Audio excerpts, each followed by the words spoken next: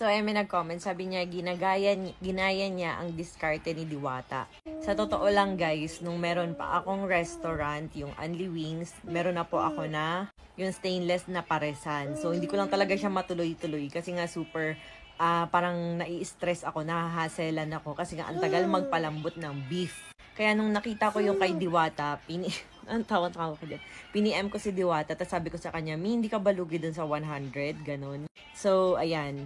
Sabi naman niya, for the love na lang daw. Siyempre, may kita pa rin, pero konti lang. Yun, alam mo yun, parang ang sarap lang din makatulong sa mga tao na magkaroon ng murang pagkain. Kagaya sa Kalawan, siyempre, probinsya yun. So, ang dami mga estudyante na naghahanap ng murang kainan. Tapos, yung place is maraming kubo nga. May air condition din tayo. Tapos, may mga tables and chairs, and malawak talaga kasi yun yung first property namin ng asawa ko, yung our mansion Kalawan and Resto Bar. So 1 hectare yun, so mag-inikot kayo doon, may parking din.